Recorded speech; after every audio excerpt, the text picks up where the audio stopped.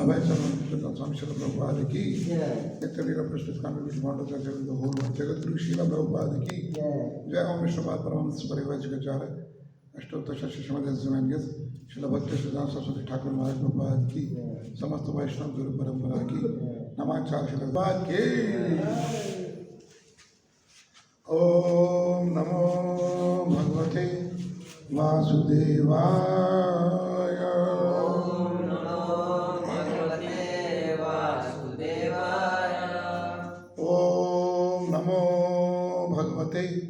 वासुदेवाय। ओम नमो भगवते वासुदेवाय। ओम नमो भगवते वासुदेवाय। ओम नमो भगवते वासुदेवाय। नारायणं नमस्कृत्यं नरं चैव नरोत्तमं देवीं सरस्वतीं व्यासं ततो जयम् उदीरये। नष्टप्रायेषु अभद्रेषु नित्यं भागवत सेवया भगवती उत्तम श्लोके भक्तिर्भवती नैष्ठिकी। कृष्णाय वासुदेवाय देवकी नंदनाय च नंदगोपकुमाराय गोविंदाय नमो नमः। ग्रंथ श्रीमद् भागवतम स्कंद 10 अध्याय 13 और श्लोक संख्या है 62। आप पीछे मेरे दोहरा सकते हैं। दृष्ट्वा त्वरेण निज धोरणतः अवतीर्य पृथिव्यां वपुः कनकदण्डम् एव अभिपात्य स्पृष्ट्वा चतुर्मुकुटकोटिभिः अंघ्रियुग्मं नत्वा मुद अश्रुसु जले अकृत अभिषेकम।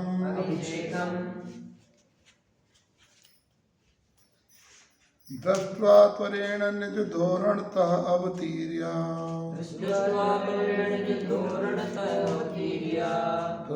पृथिव्यां वपु कनकदण्डम् इव अभिपात्य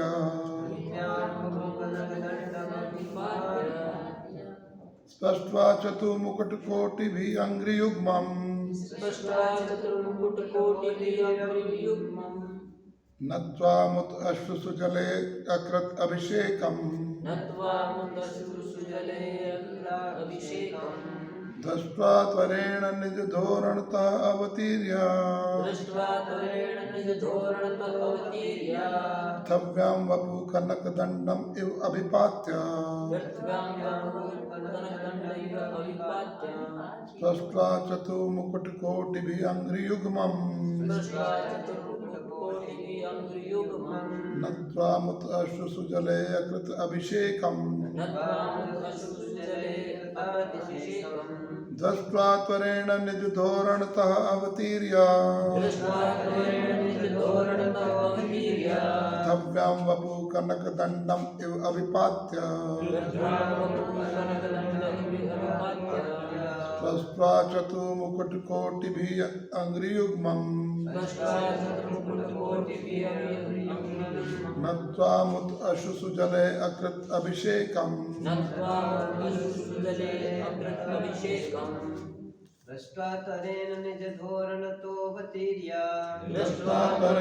धोरणतोऽवतीर्य पृथिव्यां वपु कनकदण्डम् इव अभिपत्य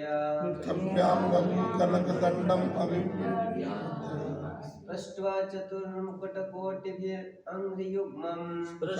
चतुर्मुकुटकोटिभिः अंघ्रियुग्मम् नत्वा मुद अश्रुसु जलैकताभिषेकम्।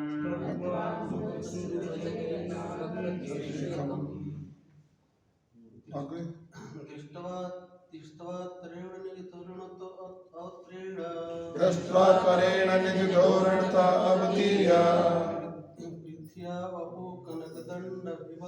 पवित्राय तप्यां कनकदण्डम् अभिपात्य अस्पृष्टा चतुर्कुटिभिरङ्गयोगम् स्पृष्ट्वा चतुर्मुकुटकोटिभिरङ्घ्रियुग्मम् नत्वा मधुसूदजलकृतामभिषेकम् नत्वा मुदश्रुतजले अभिषेकम् दुष्ट्वा त्वरेण निजधोरण अवतीर्य त्वरेण निजधोरणतावीर्य उत्थां वपु कनकदण्डम् अभिपात्य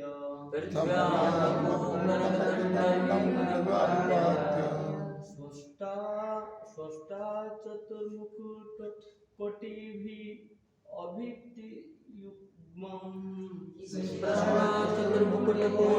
अभियुग्मम् नत्वा मुत अश्रुषु जले अकृतम् अभिषेकम् नत्वा मुदश्रुतजले अकृत अभिषेकम् दृष्ट्वा त्वरेण निजधरुणोऽवतीर्य दृष्ट्वा त्वरेण निजधोरणतावीर्य विधापयामपो कनकदण्डा इव विपात्य कनकदण्डम् अभिपात्य स्पृष्टा चतुर्मुकुटकोटि अभियुग्मनम् स्पृष्ट्वा चतुर्मुकुटकोटिभिरङ्घ्रियुग्मम् नत्वा मुदश्रुजले अकृताभिषेकम् नत्वा मुदश्रुतजले अभिषेकम्। धन्यवाद। शब्दार्थ, अनुवाद एवं तात्पर्य इस डिवाइन गेस्ट इसी भक्ति वेदांत स्वामी श्री प्रभुपाद जी के द्वारा श्री प्रभुपाद के दृष्टवा देखकर त्वरेण तेजी से निज धोरणतः अपने वाहन हंस से अवतीर्य उतरे पृथ्व्याम पृथ्वी पर वपुः उनका शरीर कनक दंडम एवं सोने की छड़ी जैसा अभिपात्य गिर पड़े स्पष्टवा छूकर चतुर्मुकुट कोटि भी अपने चारों मुकुटों के सिरों से अंघ्रियुग्मम दोनों चरण कमलों को नत्वा नमस्कार करके मुत अश्रु जल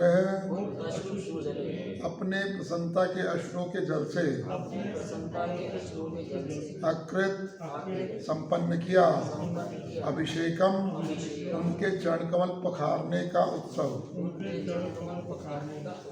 अनुवाद के तो पीछे दोहरा सकते हैं।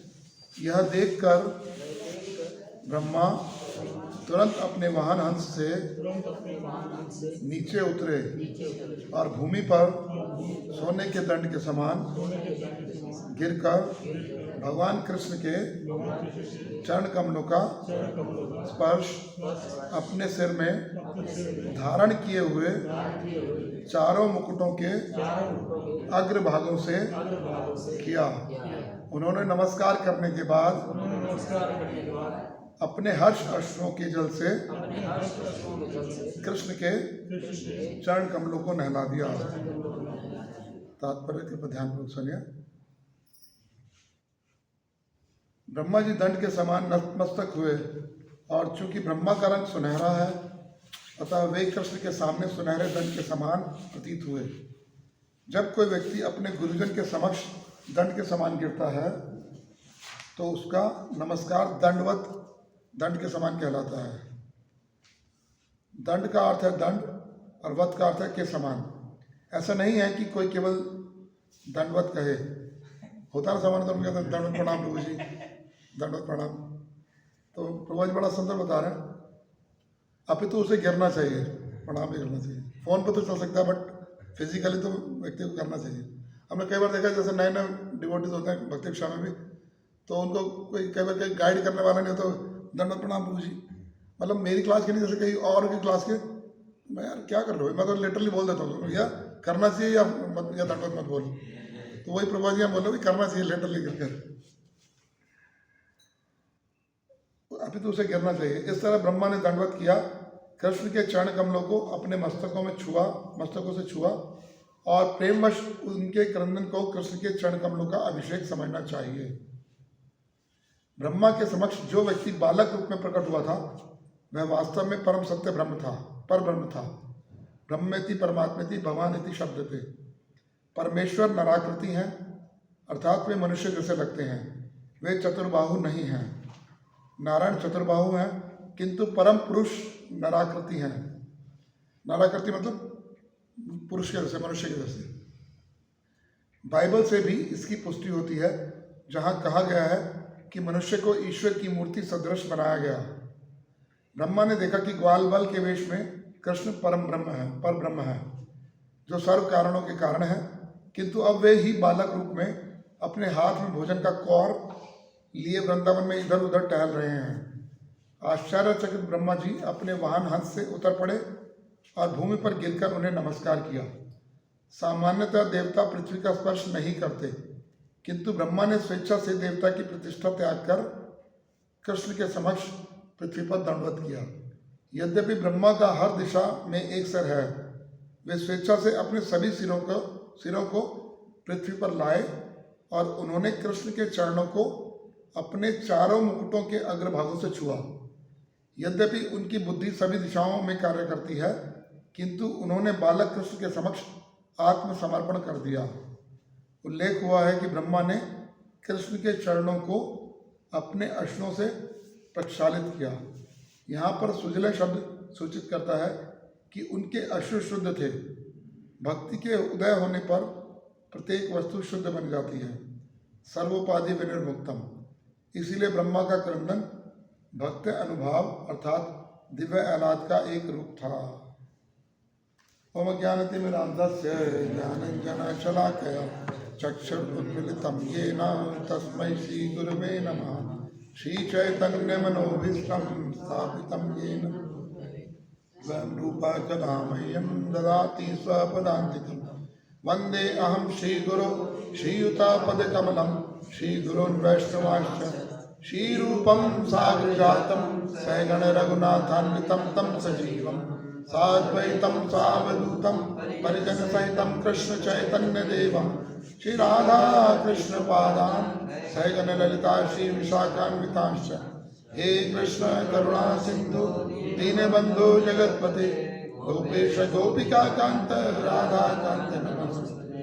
तप्त कांचन गौरांगी राधे वृंदावनेश्वरी वृषभानुसुते देवी प्रणमामि हरिप्रिये। वाञ्छा कल्पतरुभ्यश्च कृपा सिन्धुभ्यैव च पतितानां पावनेभ्यो वैष्णवेभ्यो नमो नमः। जय श्री कृष्ण चैतन्य प्रभु नित्यानंद श्री अद्वैत गदाधर शिवासादि गौर भक्तवृंद।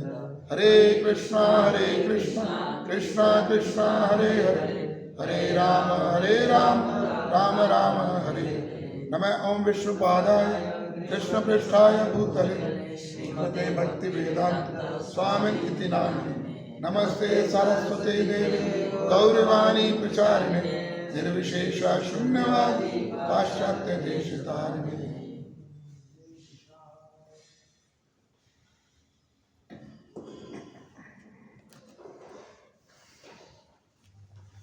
हरे कृष्णा। तो आप सबका हार्दिक स्वागत है आज की भागवतम कक्षा में। शुरू करने से पहले सबसे मैं आशीर्वाद की आशा करता हूँ कि ये कृष्ण ये जो 10th कैंटो है इट्स वेरी टफ टास्क और इस पर बोलना कोई सामान्य बात नहीं है, लेकिन सेवा है तो इसलिए मैं इसमें बोलने का प्रयास करूँगा आप सबके प्रसन्नता और अपने शुद्धिकरण के लिए। तो विशेष रूप से राधा रमन प्रभु जी और परम प्रभु जी और सभी से मैं आशीर्वाद की याचना करता हूँ कि इसमें मैं कुछ बोल पाऊँ। वैसे बड़ा टफ होता है कि जब सामान्य तौर पर आप सामने बैठते हैं तो कभी अचानक आपको यहाँ बैठा दिया जाए। भागवत बहुत ज़्यादा एक्सपीरियंस नहीं है, कुछ क्लासें मैंने रोहिणी मंदिर में दी हैं, यहाँ एक क्लास लास्ट टाइम यहाँ भी दी थी, तो बड़ी ऑकवर्ड स्थिति होती है। सुनने वाला व्यक्ति बोलने में आ जाए और सामने एक्सपर्ट लोग सुन रहे हो तो थोड़ा मुश्किल होता है, तो कोई त्रुटि हो तो क्षमा कर दीजिएगा। तो प्रसंग आप सब जानते ही होंगे, फैमिलियर होंगे, बड़ा थोड़ा सा मैं ब्रीफ कर देता हूँ कि जब अगासुर का वध हो गया, भगवान श्री कृष्ण ने अगासुर का वध कर दिया तो देवताओं तक समाचार पहुँचा, तो देवता खुशी से नाचते हैं, दुमदुभी इत्यादि ढोल नगाड़े इत्यादि बजाते हैं। ब्रह्मा जी तक भी समाचार पहुँचता है और ब्रह्मा जी आते हैं देखने के लिए कि किसने अगासुर का वध किया। मालूम होता परम भगवान ने किया, तो जब आके देखते हैं तो क्या देखते हैं, छोटा सा बालक है जिसने वध किया। तो बेविल्डर हो जाते हैं, कंफ्यूज हो जाते हैं कि ये कैसे, ऐसा कैसे हो सकता है। और क्या देखते हैं आगे कि भगवान बीच में बैठे हैं, चारों तरफ ग्वाल बाल बैठे हैं, और क्या कर रहे हैं वो, अलग अलग ग्वाल बाल अलग अलग सिचुएशन अपनी बोलते हैं। एक ग्वाल बाल बोलता है कि मेरी मदर ने आज ये मीठे राइस भेजे हैं तो आप इसको खाइए, तो लेकिन आप आंख बंद कर लीजिए। तो जैसे ही कृष्ण आंख बंद करते तो फूल उनके मुंह में डाल देते हैं, अप्रैल फूल बना देते हैं उनको। फिर इसी तरह सेकंड एक और ग्वाल बाल क्या करते हैं, आधा लड्डू खाते हैं और झूठा मुंह देते हैं। तो ब्रह्मा जी उसको देखते हैं सिचुएशन कि क्या हो रहा है, ये व्यक्ति परम भगवान नहीं हो सकता, छोटा सा बालक है और ये इस तरह झूठा फूटा खा रहे हैं, इस तरह से हंसी मजाक भी चल रहा है, तो भगवान ऐसा नहीं कर सकते। तो ब्रह्मा जी बिल्डर होते हैं। तो क्या करते हैं ब्रह्मा जी, फिर ये ग्वाल वाल अपने बच्चों को कृष्ण कहते हैं कि तुम यहाँ पर बैठिए और नदी के किनारे आनंद लीजिए और बच्चों को छोड़ दीजिए। तो बच्चे को छोड़ देते हैं। तो ब्रह्मा जी क्या करते हैं, भगवान की परीक्षा लेने के लिए, चेक करने के लिए अपनी मिस्टिक पावर का इस्तेमाल करते हैं और वो बछड़ों को चुरा कर लेते हैं। सब जानते हैं, लेके जाते हैं। फिर कृष्ण बछड़ों को ढूंढने के लिए उनको प्रॉमिस करके जाते हैं कि ग्वाल वाल घबरा जाते हैं कि काफ़ी देर हो गई बछड़ा नजर नहीं आ रहा, तो जाने के लिए प्रयास करते। तो कृष्ण क्या बोलते हैं, आप रुकिए, आप आनंद लीजिए, मैं बछड़ों को लेके आता हूँ। तो कृष्ण जाते हैं, देखते हैं बछड़े नहीं मिलते। इधर से ब्रह्मा जी वापस आते हैं, ग्वाल वालों को भी ले जाते हैं। कृष्ण आते हैं, फिर अपनी दिव्य शक्ति से देखते हैं क्या कि ब्रह्मा जी की करतूत है, ये सब कुछ ब्रह्मा जी ले गए। Just within a minute Brahma ji को एहसास होता है कि मैं भगवान के प्रति ये चेक करने का प्रयास करूँ तो अपराध है शायद। तो भय के कारण ब्रह्मा जी वापस आते हैं तुरंत। तो सॉरी, भय के कारण ब्रह्मा जी वापस आते हैं, सॉरी। हाँ, तो जैसे ही वापस आते हैं तो क्या देखते हैं, इधर कृष्ण ने एक सेट और तैयार कर दिया होता है, किनका, ग्वाल बाल और बछड़ों का, सेम चीज़। तो ब्रह्मा जी फिर से बेबिल्डर होते हैं, देखते हैं ये क्या हो रहा है कि मैं तो उनको सब वहाँ सोते छोड़ के आया हूँ और यहाँ एक सेट और है। तो फिर से ब्रह्मा जी जाके देखते हैं, उधर सो रहे होते हैं, इधर जी ग्वाल बाल और बछड़े। तो ब्रह्मा जी समझ जाते हैं कि भैया ये कोई और नहीं, कृष्ण ही है, ऐसा कर सकते हैं। और जैसे आज के श्लोक में कि ब्रह्मा जी आ रहे हैं और इमीडिएट क्या करते हैं, श्लोक में देखिए, अनुवाद पढ़ते हैं। यह देखकर ब्रह्मा तुरंत अपने वाहन हंस से नीचे उतरे और भूमि पर सोने के दंड के समान गिरकर भगवान कृष्ण के चरण कमलों का स्पर्श अपने सिर में धारण किए हुए चारों मुकुटों के अग्रभागों से किया। उन्होंने नमस्कार करने के बाद अपने हर्ष अश्रुओं के जल से कृष्ण के चरण कमलों को नहला दिया।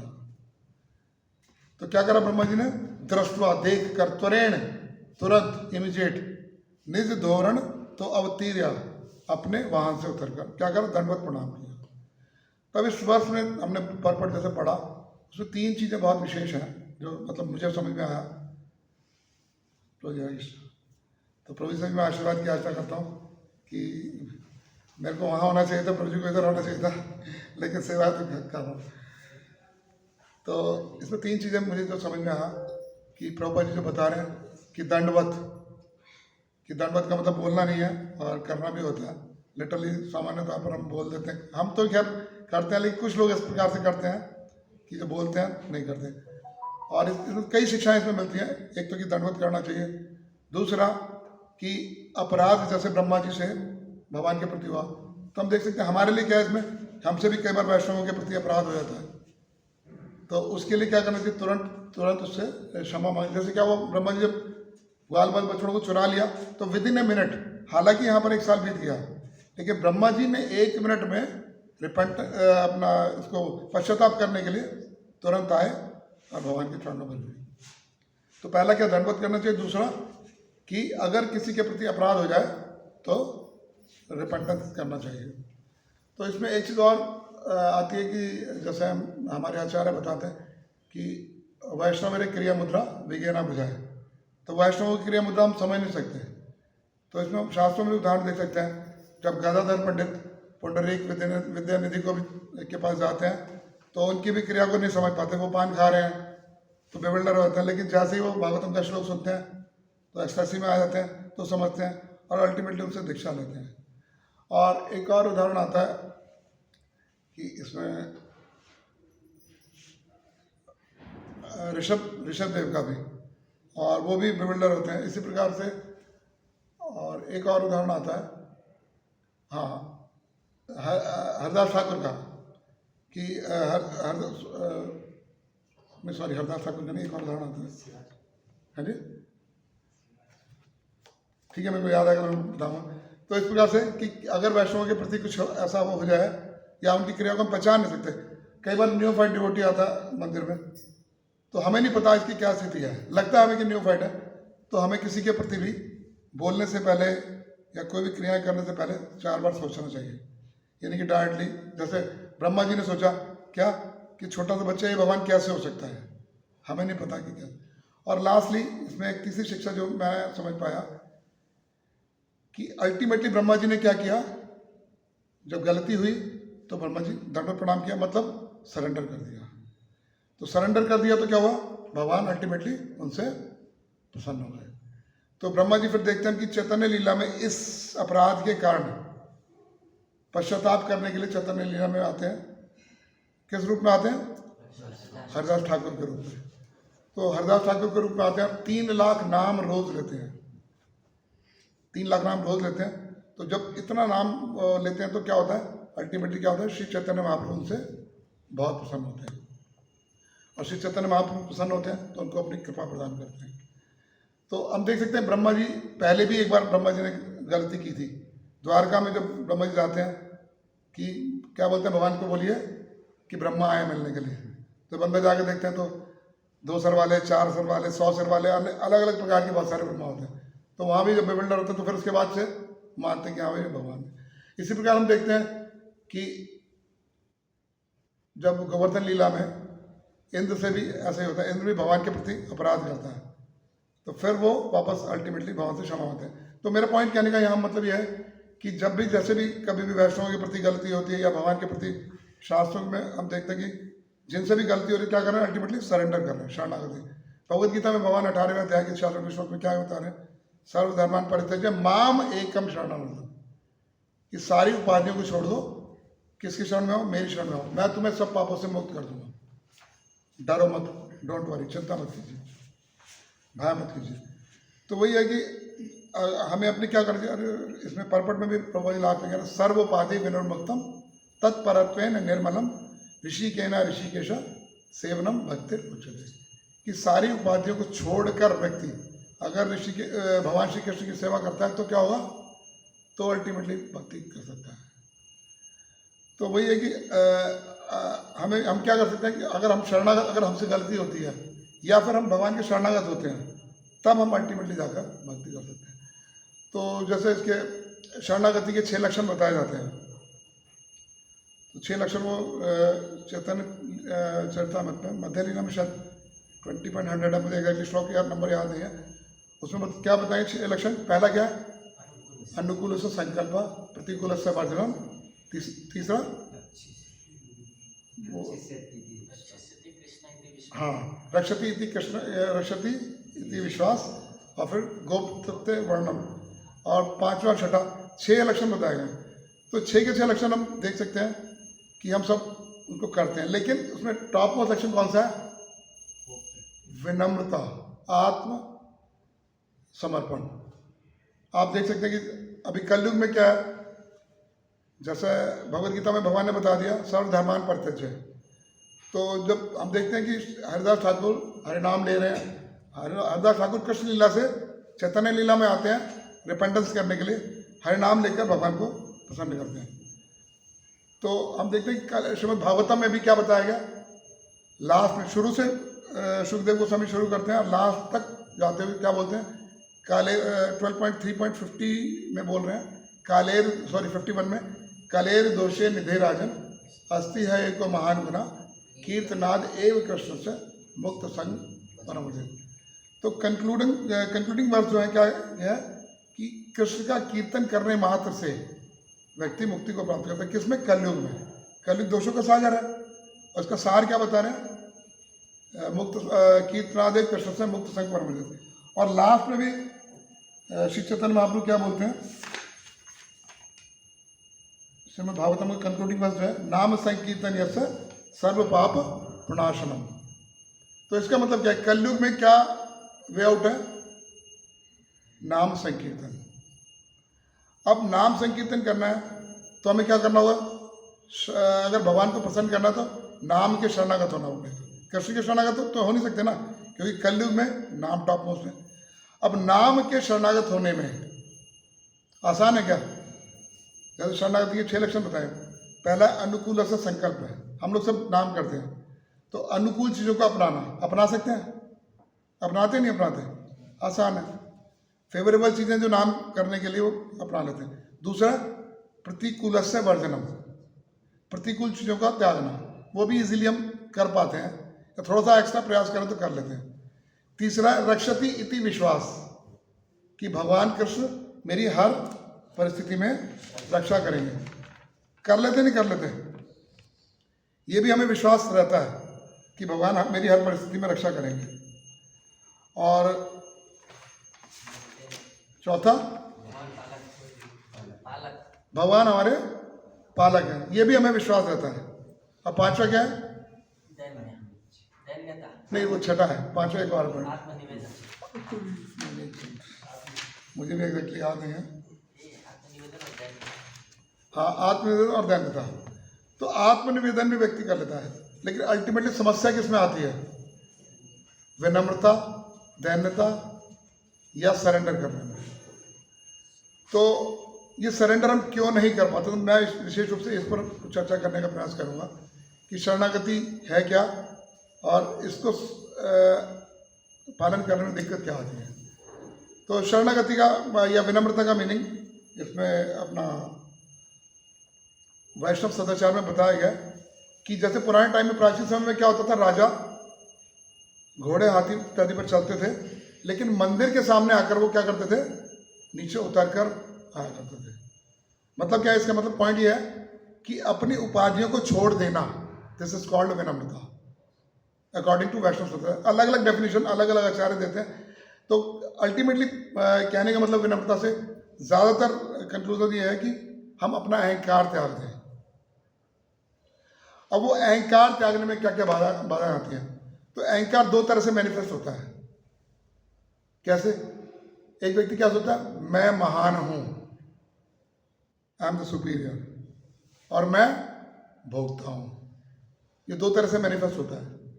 भगवद गीता के 10वें अध्याय के 8वें श्लोक में क्या बताना भगवान? आई एम सर्वस्व प्रभवो मता सर्वम प्रवर्तते इति मत्वा भजन्ते माम बुधा भाव समन्विता। भगवान साफ साफ कह रहे हैं कि मैं सभी चीज़ों का कारण हूं और सारी चीज़ें मुझसे ही उद्भूत हैं। तो अल्टीमेटली महान कौन है? भगवान है। और 5.29 में क्या कह रहे हैं भगवान? भोक्तानाम यज्ञ तपसाम सर्वलोक महेश्वरम सुहृद सर्वभूतानाम ज्ञात्वा माम शांति रक्षति। तो सभी चीज़ों का भोक्ता कौन हूँ? क्या कह रहे हैं भगवान? मैं हूं। तो दोनों चीज़ों के अल्टीमेटली महान कौन है? भगवान है। और भोक्ता कौन है? भगवान है। और हम क्या सोचते हैं? मैं महान हूं, मैं भोक्ता हूं। इसके चलते हम सरेंडर नहीं कर पाते। और अगर हम देखें भक्ति मार्ग में भी आने के बाद होता क्या है? जैसे ही 4 चीजें मतलब जो मुझे समझ में आई कि जैसे ही किसी को ग्लोरीफाई किया जाता है, किसी को अटेंशन दिया जाता है, किसी को सुविधाएं फालतू दे दी जाती हैं, या किसी को जिम्मेदारी एक्स्ट्रा दे दी जाती है, तो क्या होता है? ईर्ष्या द्वेष होने लगता है। होता है कि नहीं होता? आप देखिए, जैसे मान लीजिए मंदिर में कोई प्रोग्राम है तो गुरु महाराज आए हैं, हमसे कोई कम समय जिसने भक्ति मार्ग में बिताया, उसको अगर गुरु महाराज अटेंशन देते, उसके कंधे पर हाथ रख दें, तो क्या होता है? ये तो अभी 4 दिन से आया, मेरे को तो महाराज पूछते नहीं, प्रभु जी आप तो हमें पूछते नहीं। या नित्यानंद आश्रम प्रभु जी मान लीजिए, मेरे से कोई कम व्यक्ति आया हो, उसको तो खूब आराम से प्रसाद भी दे रहे हैं, उसको गले भी लगा रहे हैं, और मेरे को पूछ नहीं रहे, तो क्या होगा? इधर पूरा जल जाएगा। यार क्या मुझे पूछते नहीं प्रभु जी, हमें तो आप पूछते नहीं हो। फिर मान लीजिए किसी प्रोग्राम में किसी छोटे व्यक्ति को स्टेज पर बुला के गार्डन डाल दिया और ग्लोरीफाई कर दिया, फला फला व्यक्ति ने इतनी भगवत गीता डिस्ट्रीब्यूट की, जैसे गीता मैराथन चल रहा है, इन्होंने इतनी भगवत गीता डिस्ट्रीब्यूट की, मैंने 1000 कर दी, उसने 100 कर, 100 वाले को गार्डन डाले, 1000 वाले को कुछ बोले नहीं रहे, पूरी तरह से बंदा ध्वस्त हो जाता है। फिर यह मान लीजिए 3-4 ब्रह्मचारी हैं, मंदिर ज्वाइन किया है, तो किसी को एक्स्ट्रा सुविधाएं दे दें, भाई एक को तो छोटी सी अलमारी दे दी, एक को पूरी बड़ी अलमारी ला के दे दी, तू रख भाई इसमें कपड़े वपड़े रख, सब सामान रख। यार मैं तो ये जुम्मा 4 दिन में आए हुए हैं और इसको फालतू सुविधाएं दे रहे हैं, भाई पता नहीं क्या हो गया इसको, पागल को मैं छोड़ देता हूँ। ऐसा भी होता है कई बार। तो जब व्यक्ति को ईर्ष्या होती है, इसके कारण भी व्यक्ति सरेंडर नहीं करता, वो चैंटिंग में मन ना लगकर उधर ही टेंशन रहता है, उसको कल गार्डन डाला था, क्यों डाला पता नहीं क्या हो गया, मैं को भी कुछ ना कुछ ऐसा करना पड़ेगा। या फिर जिम्मेदारी किसी को दे दे अधिक कि प्रभु जी आप ये भी कर लो, ये बीबीटी भी संभाल लो, ऑल्टर भी संभाल लो, फलानी चीज संभाल लो, ये तो ये भी अगर किसी को दे दें तो क्या होता है, तब क्या होता है, तब भी व्यक्ति ईर्ष्या द्वेष होता है। तो ये अहंकार और ईर्ष्या, पहले अहंकार होता है व्यक्ति को, उसके चलते क्या होता है, ईर्ष्या द्वेष होता है। तो ये अहंकार और ईर्ष्या द्वेष के कारण व्यक्ति भजन नहीं कर पाता, उसके कारण व्यक्ति सरेंडर नहीं कर पाता। ये होता ना, ब्रह्मा जी को भी तो ये हुआ ना, ब्रह्मा जी सोचा क्या ये छोटा बच्चा ये कोई ना भगवान हो सकता है, मैं देखता हूँ, मैं अपनी मिस्टिक पावर लगाता हूँ। इंद्र के साथ क्या हुआ था, इंद्र ने भी तो अपना अहंकार किया, मैं कैसे मेरी पूजा बंद कर दी, मैं देखता हूँ इनको। सामंत तक बादल को बुलाया, खूब ऊपर वृष्टि कर दी। तो ये अहंकार व्यक्ति को आगे नहीं आने देता। और आप देख सकते हैं बहुत सारे उदाहरण हैं शास्त्रों में कि अहंकार के चलते क्या क्या हुआ। राजा चित्रकेतु का उदाहरण, उनकी 1 करोड़ पत्नियां थी, उनकी कोई पुत्र संतान नहीं थी। अंगिरा ऋषि उनके यहाँ आया करते थे, तो अंगिरा ऋषि ने पूछा कि महाराज आप बड़े उदास लग रहे हैं, तो उन्होंने नहीं कुछ नहीं है। दोबारा पूछा, 3 बार पूछा, नहीं कोई ऐसी बात नहीं। बोला नहीं बताओ क्या कारण उदासी का। तो महाराज मेरे कोई संतान नहीं है, पुत्र नहीं है कोई। तो बोला आपके उसमें भाग्य में पुत्र का शोक है ही नहीं। तो बोला नहीं आप तो सब कुछ प्रदान कर सकते हैं, आप कर दीजिए ना। तो कहता ठीक है मैं दे दूंगा, तो लेकिन वो आपके हर्ष और शोक का कारण बनेगा। यानी कोई दिक्कत नहीं, हर्ष का कारण तो है कि पुत्र हो गया, शोक का कारण क्या कि ज़्यादा बदमाश बन जाएगा, जुआ सट्टा इत्यादि करेगा। उन्होंने अपनी बुद्धि के अनुसार इतना लगाया, ठीक है कोई बात नहीं आप दे दो, मैं देख लूँगा। पुत्र दे दिया। तो जिस पत्नी से पुत्र हुआ था, नेचुरल है कि उसकी तरफ उनका आकर्षण बढ़ गया। तो बाकियों को क्या हो गया, अहंकार था भाई हमारा भी तो पति है, ईर्ष्या होने लगी। उन्होंने क्या करा, अल्टीमेटली उसको जहर देके मार दिया। तो ईर्ष्या ये अहंकार इस कदर इस हद तक कार्य करता है कि व्यक्ति की मृत्यु का कारण बन जाता है। तो इसके चलते क्या होता है, फिर हम ना तो शरणागत हो पाते हैं, और जैसे कलयुग में विशेष रूप में बताया कि भगवान के नाम के प्रति शरणागत होना, तो वो भी हम नहीं कर पाते हैं। उसी में फोकस चलता रहता है, सारा दिन नाम का चिंतन करना होता है, चिंतन कर रहे होते हैं इन्हीं एक्टिविटीज। तो इसके लिए इनसे कैसे बाहर आ जाए, 4 चीजों के लिए। तो जब कभी मान लीजिए किसी को अटेंशन ज़्यादा दिया जाता है, तो क्या करना चाहिए, अटेंशन से ज़्यादा गुरु की इंस्ट्रक्शन पर ध्यान करना चाहिए। हम तो अटेंशन नहीं गुरु जी मेरे को देखें, गुरु जी मेरे को गले लगाएंगे, इस चक्कर में रहता है। होता भी है, अभी तो जैसे गुरु महाराज नहीं है, वैसे नहीं है लेकिन वैसे हैं। तो जब फिजिकली गुरु महाराज आया करते थे मंदिर में, तो मैं कई बार ऑब्जर्व किया कि जो लोग कभी दिखाई भी नहीं देते वो भी प्रकट हो जाते हैं, और वो रूम के बाहर चारों तरफ मंडराते रहते हैं कि भाई मुझे देखें या मुझे अटेंशन करो। तो महाराज की ये विनम्रता थी कि भाई चलो नहीं यार, तो व्यक्ति उसको अटेंशन देते थे। लेकिन जो बुद्धिमान व्यक्ति उसको क्या चाहिए कि रादर देन अटेंशन इंस्ट्रक्शन पर ध्यान देना चाहिए कि गुरु क्या कह रहे हैं। जैसा बताते हैं ना हमारे आचार्य कि ऐसी सर्विसेज करनी चाहिए कि भगवान आपको देखें। तो ऐसी सेवाएं करें कि भगवान हमें देखें। एक बार क्या हुआ, एक बुक मैराथन का महीना चल रहा था, तो एक भक्त बुक डिस्ट्रीब्यूशन कर रहे थे रोहिणी वेस्ट के रेड लाइट पर। तो मैंने उनको कहा भी मैंने महाराज आने वाले मंदिर, तो आप आ जाओ। बोले नहीं नहीं, दिस इज मोर इम्पोर्टेंट, इससे ही महाराज प्रसन्न होंगे। तो अगर महाराज को मिलना होगा तो भगवान मतलब मेरे अंदर महाराज की कृपा होगी तो कहीं यहाँ भी मिल सकते हैं, रोड पर जा रहे हो तो मिल जाएंगे। तो अब यकीन मानेंगे क्या हुआ, वो डिस्ट्रीब्यूशन कर रहे थे, उन्हें भी नहीं पता, रैंडमली एक गाड़ी आई, उनके पास रुकी, शीशा खुला और अंदर कौन थे, गुरु महाराज। तो हम ऐसी सेवा करें या उनके इंस्ट्रक्शन को पालन करें रादर देन अटेंशन। तो जब कभी किसी को ज़्यादा अटेंशन दिया जाए तो उस पर फोकस ना करके ये सोचना चाहिए कि इसको अटेंशन की आवश्यकता है, या शायद इसने कुछ ऐसे कार्य किए हों जिसके कारण गुरुदेव इसको अटेंशन दे रहे हैं, या नित्यानंद आश्रम प्रभु इसको अटेंशन दे रहे हैं, मंदिर प्रेसिडेंट इसको अटेंशन दे रहे हैं, ये सोचना चाहिए। फिर दूसरा, जब किसी को जिम्मेदारी ज़्यादा दी जाती है तब हमें क्या सोचना चाहिए कि सभी के अंदर अलग अलग टैलेंट होते हैं। कई बार ऐसा भी हो सकता है कि हम पुराने हों, कोई हमसे नया व्यक्ति आए और हमसे ज़्यादा टैलेंटेड व्यक्ति हो, तो क्या सोचना चाहिए कि इसने क्या करा, सीनियर ने इसको जिम्मेदारी दी है और इसने वो कला सीख ली है कि कैसे भगवान को प्रसन्न करना चाहिए, या इसके पास जो टैलेंट है उसको ये भगवान की सेवा में लगाना जानता है। और अगर फिर भी कुछ भी समझ में नहीं आ रहा तो ये समझना चाहिए कि जैसे मैं कहता हूँ कि इंस्ट्रक्शन पे गुरु की ध्यान करना चाहिए कि सीनियर्स ने या गुरु ने इसको इंस्ट्रक्शन दिया तो उसको इसलिए फॉलो करना है, इसलिए इसको ये माइक दिया गया है, या इसलिए इसको ये जिम्मेदारी दी गई है। और जिम्मेदारी किसको दी जाती है, ज़्यादा जिम्मेदारी किसको दी जाती है, जो व्यक्ति ट्रस्टवर्दी होता है। तो सीनियर्स को इस पर फेथ है, या सीनियर्स ने इसका ट्रस्ट, इसने सीनियर्स का ट्रस्ट जीत लिया, इसलिए इसको मेरे से ज़्यादा जिम्मेदारी दी जा रही है। वनस्पत ईर्ष्या करने के हमें ये सोचना चाहिए, या यूं कह लें कि बेनिफिट ऑफ डाउट सामने वाले को देना चाहिए।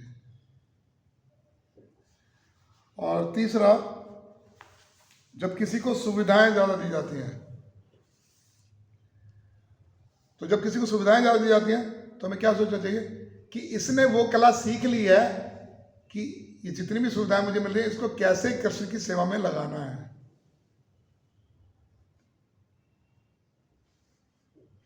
ये हमारी अंडरस्टैंडिंग होनी चाहिए। तो जब इस प्रकार से सोचेंगे तो क्या होगा, ईर्ष्या द्वेष के उससे बाहर आ सकते हैं। और एक फाइनली जो ज़्यादातर बताया जाता है कि मोर चैंटिंग भी अगर हम ज़्यादा करेंगे लाउडली और ध्यानपूर्वक करने का प्रयास करेंगे तो भी इससे बाहर आ सकते हैं। और जब किसी को ग्लोरीफाई किया जाता है, ये तो पूछो ही मत, जब किसी को ग्लोरिफिकेशन कर रहे होते हैं ना, इन फलान मिस्टर ए ने ये किया, हरी हरी, उधर दूसरा बंदा बैठा होता है, वो कलप रहा होता है कि यार मेरे को तो इतने सालों से मैंने कितना किया, मेरे को तो आज तक स्टेज पे बुला के हरी हरी नहीं कर रहा है। और फिर या बोले भाई इन्होंने इतना लक्ष्मी इकट्ठे कर लिया, इतने बुक डिस्ट्रीब्यूट कर दिया, मतलब अलग अलग तरीके से 4-5 बार उनको ग्लोरीफाई करते हैं तो बस बंदा ढेर हो जाता है। उसमें तो जो थोड़ा बहुत बाकी रहता है ना वो भी खत्म हो जाता है। मान लो जिम्मेदारी दी गई किसी को सुविधाएं प्रदान की गई, किसी को अटेंशन दी गया, तो उसमें इतना फर्क नहीं पड़ता। लेकिन जो ही किसी का ग्लोरिफिकेशन होता है तो क्या होता है, व्यक्ति चारों खाने पर आस्त होता है, तो कहता नहीं आज के बाद नहीं आना मैंने, छोड़ जाता है। अगर उसको सही गाइडेंस नहीं मिला तो, या उसने ये सीखा नहीं है, या उसको नहीं पता कि अल्टीमेटली भक्ति के चरम लक्ष्य तक कैसे पहुंचा जा सकता है, तो वो भाग सकता है। अगर उसने श्रवण किया है, भागवतम का श्रवण किया है, रीडिंग इत्यादि किया है, तो फिर हो सकता है समझ जाए। तो उसको क्या, जब किसी को अटेंशन दिया जाता है तो क्या होता है, तो हमें सोचना चाहिए। और ग्लोरिफिकेशन के लिए हमारे पास कितने कान हैं, हम कितने कानों से सुन रहे हैं, 2। आप देखिए रामायण में रावण के कितने कान थे, 20। तो जब भगवान राम का ग्लोरिफिकेशन होता था तो रावण को कैसा लगता होगा, कितने कानों से सुन रहा था, 20 कानों से। हम 2 में परेशान हो जाते हैं तो 20 खाने वाले को तो मर जाना चाहिए।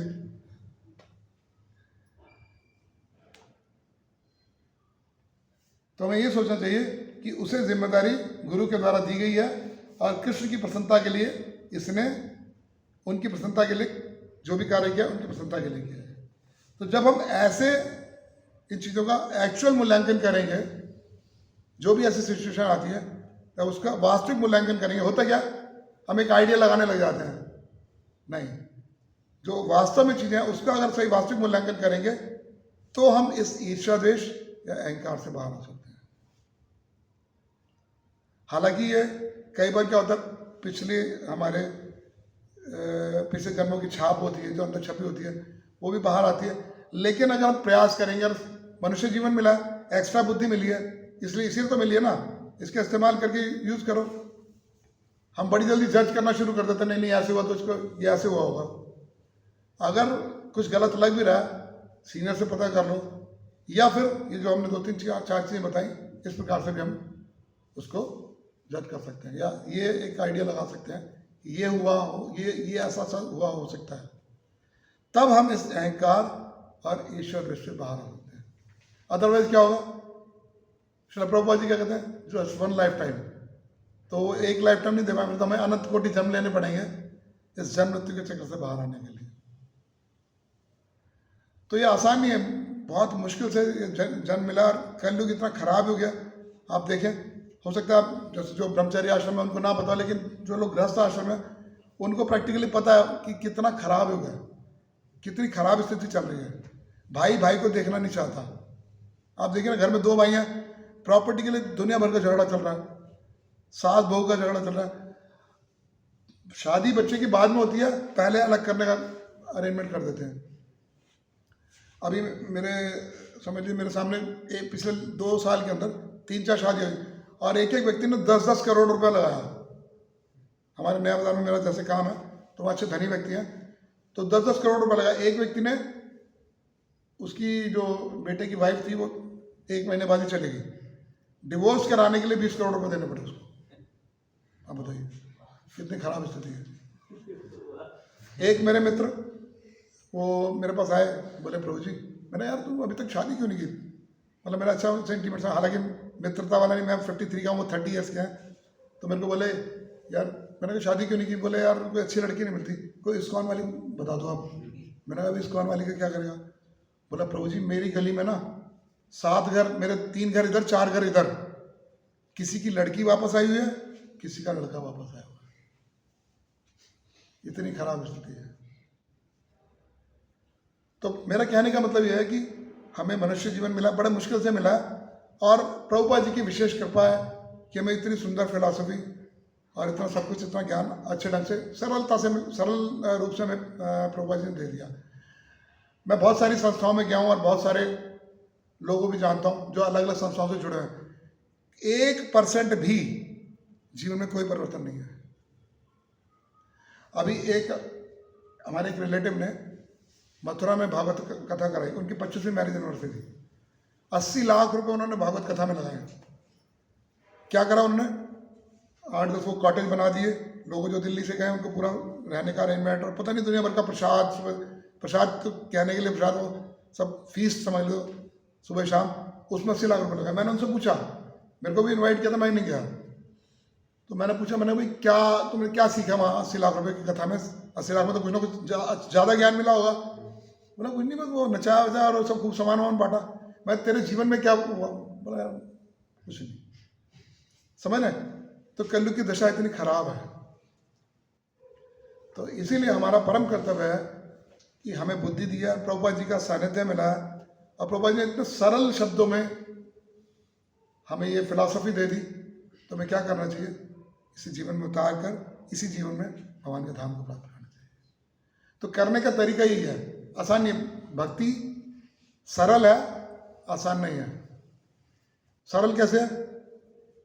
16 माला का जब 4 नियमों का पालन, 4 नियमों का सख्ती से पालन, 16 माला का ध्यान पूर्वक जप, कुछ टाइम रीडिंग, कुछ श्रवण, ये करना है।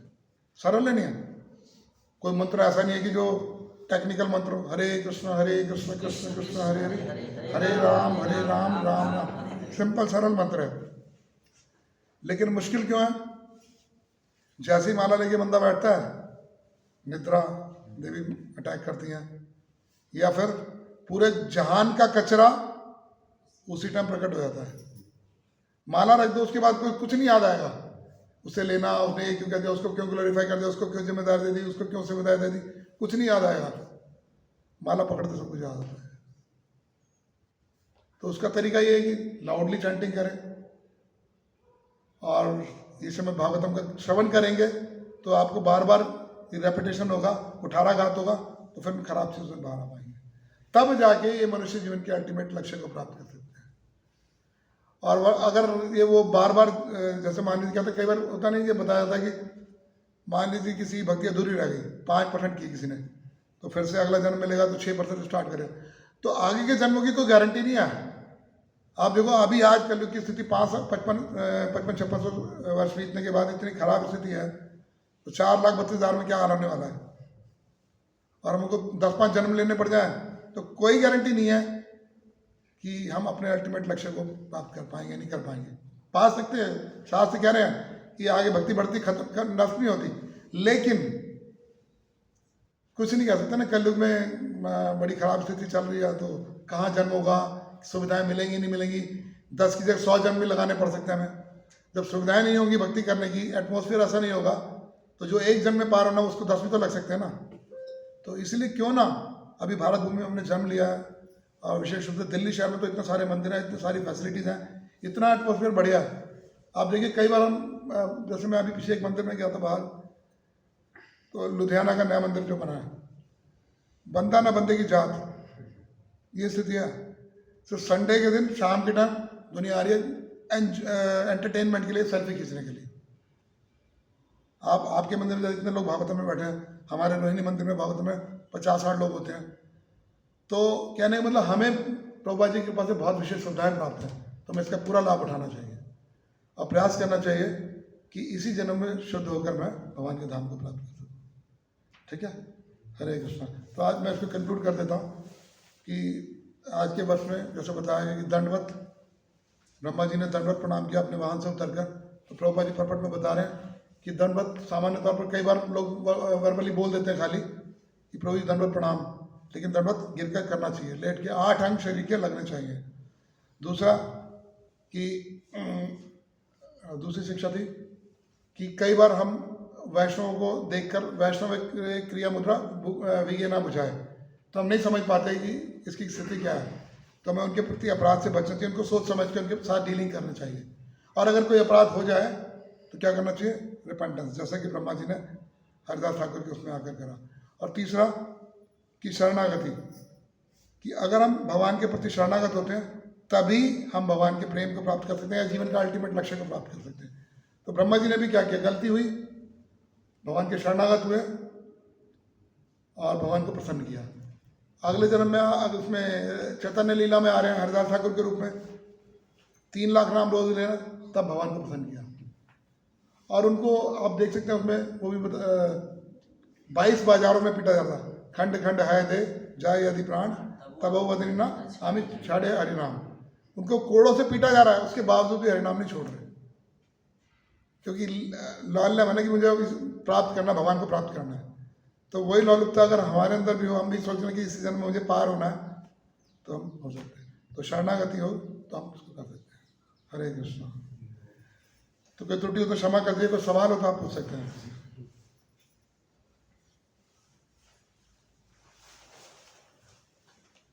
Any question? तो जी कोई कमेंट प्लीज? ठीक है, थैंक यू ब्रो, आपने इतना अच्छा सुंदर तरीके से गणतंत्र के बारे में और तो इसके बारे में तो जी जब हम इसको कथा में सुनते हैं और इसे मतलब अच्छा लगता है, मतलब एक पॉजिटिव एक पॉइंट आता है, तभी हम इसको प्रैक्टिकल करने का प्रयास करते हैं, तो वो प्रैक्टिकल नहीं हो पाता। किस कारण से मतलब क्या हम वो चीज़ प्रैक्टिकल को लेके आएंगे? वो चीज़ प्रैक्टिकल हम क्यों नहीं कर पाते? सामान्य तौर पर होता क्या कि हमें मालूम नहीं पड़ता और हमारा अहंकार काम कर रहा होता है।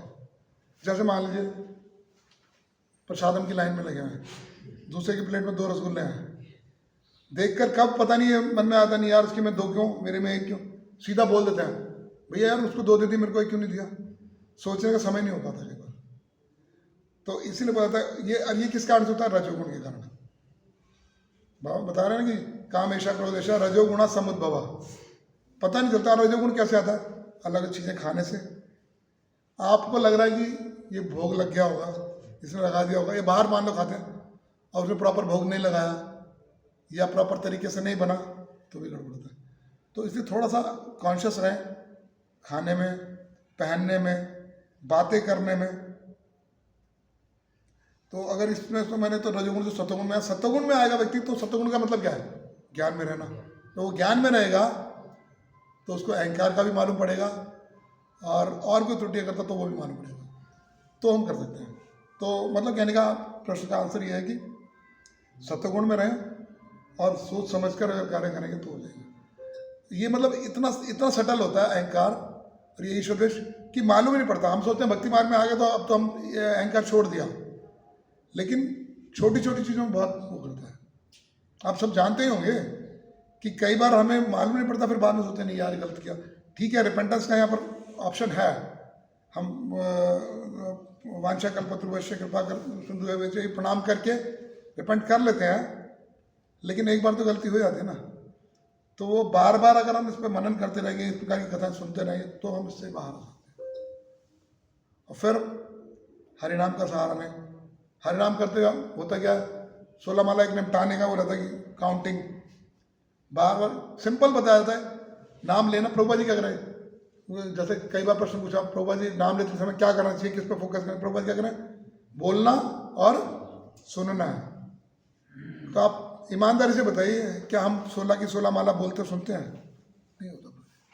मैं ये नहीं कह रहा, मैं यहाँ बोल रहा हूँ मेरे से भी नहीं होता, मैं भी प्रयास कर रहा हूँ, सब प्रयास कर रहे हैं। हम प्रयास करते रहेंगे तो हो जाएगा।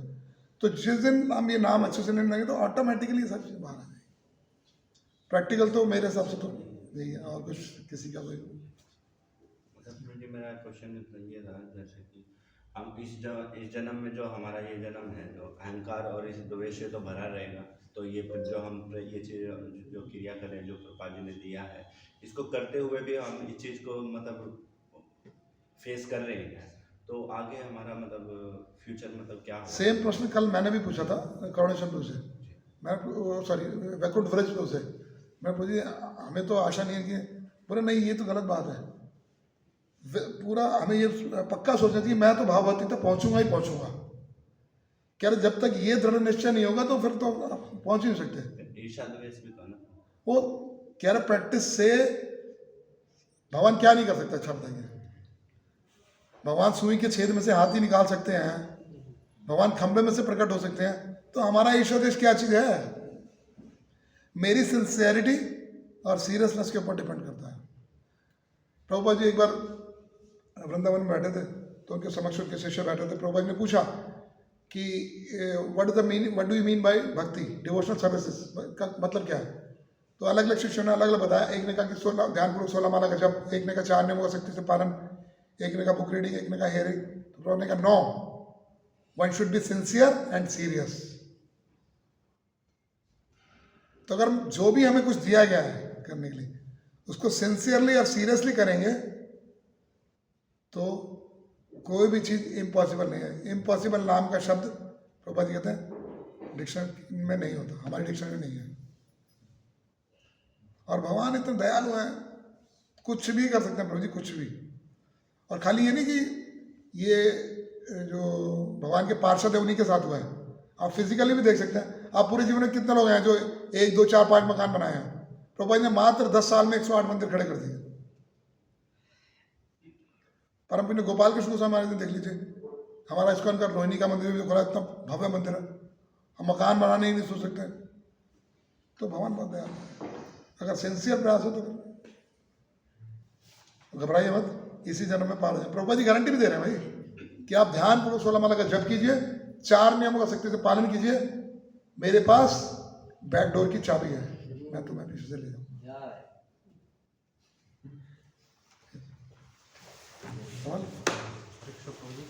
इसलिए कि हमारे पास भक्ति का मान लीजिए संघ बहुत बड़ी मानना होती है, संघ के अनुसार भक्ति का अच्छा होता है।